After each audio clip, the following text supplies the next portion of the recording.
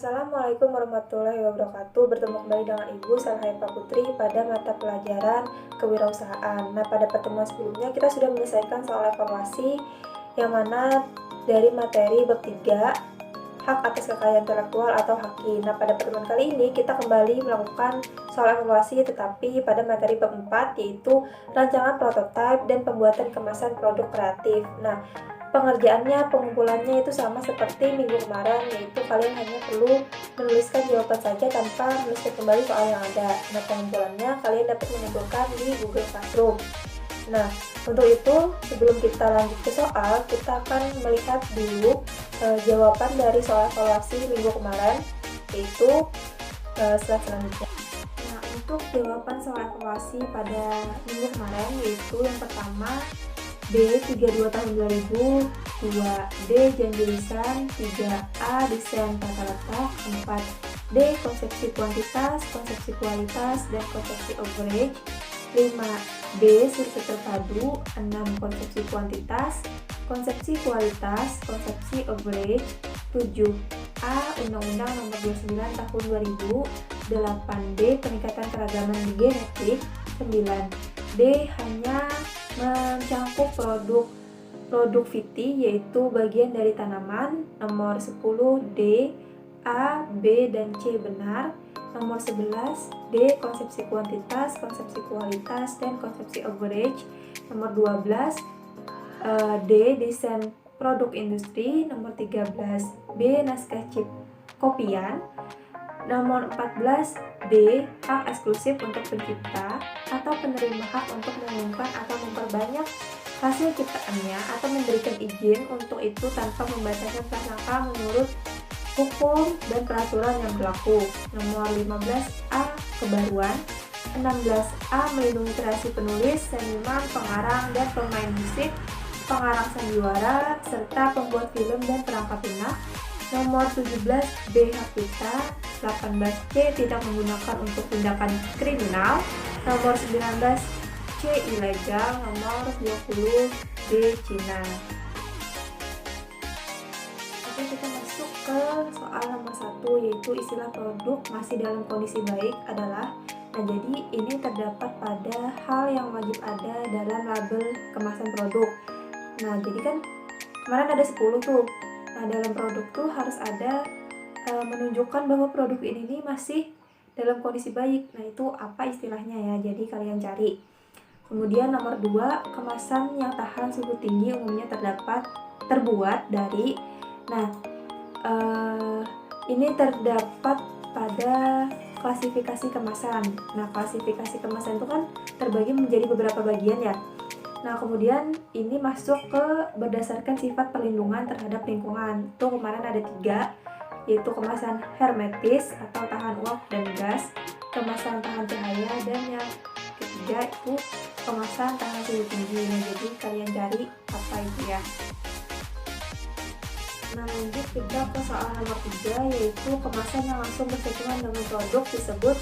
Jadi ini terdapat di klasifikasi kemasan yang berdasarkan struktur sistem kemas. Nah, itu terbagi menjadi 3, ada sekunder, primer, sama tersier. Jadi otomatis yang D, quaterner, dan disposable ini otomatis off ya, bukan jawabannya. Jadi sisa di antara 3, primer, sekunder, dan tersier.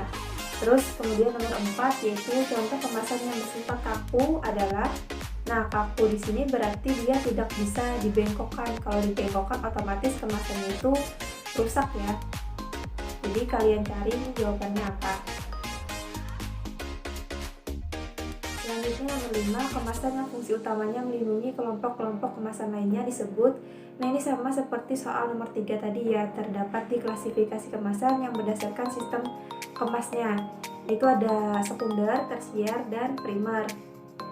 Jadi di antara ketiga itu otomatis salah. Jadi kalian tinggal cari di ketiga itu tadi aja. Kemudian nomor 6, ada kertas yang digunakan untuk mengemas bahan pangan seperti mentega, margarin, daging, dan kopi disebut.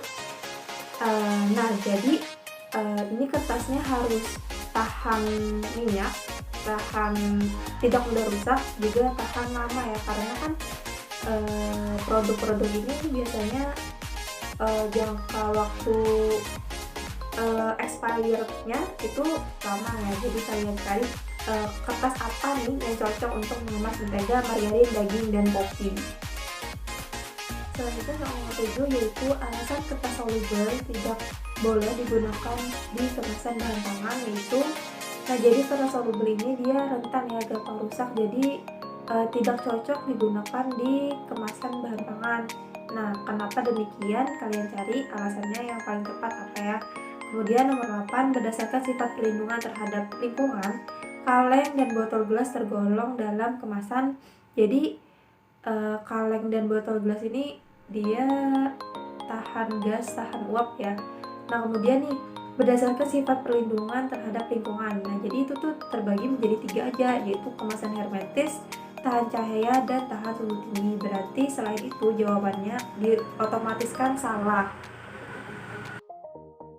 Selanjutnya soal nomor 9 yaitu untuk mendapatkan keunggulan bersaing, maka yang harus diperhatikan oleh perusahaan adalah, nah biasanya nih kalau kita menghasilkan sebuah produk kita laku di pasaran, berarti kan pembeli itu membelinya karena dia sesuai dengan keinginannya kan. Nah, jadi di antara jawaban ini itu tuh yang mana yang paling tepat untuk mendapatkan keunggulan bersaing itu ya.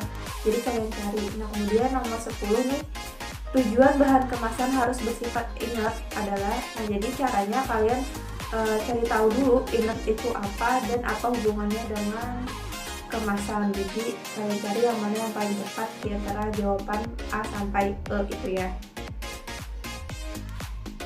Nah, kemudian ada tugas untuk kalian yaitu membuat proposal kewirausahaan, terserah entah itu proposal usaha makanan, barang, atau apa ya. Nanti di dalamnya kalian buatkan kelebihan dan kelemahan produk kalian, kemudian cara membuatnya, terus bagaimana persaingan di pasar produk kalian itu, bagaimana persaingannya dengan produk yang lainnya, kemudian analisis SWOT-nya, terus jangan lupa berikan contoh gambarnya, contoh usaha itu, kemudian buatkan juga kesimpulannya ya. Sekian pada pertemuan kali ini, terima kasih semuanya. Jangan lupa tugasnya dikumpul di Google Classroom dan dikerjakan dengan rapi, teliti, dan tepat waktu pengumpulannya ya. Terima kasih. Wassalamualaikum warahmatullahi wabarakatuh.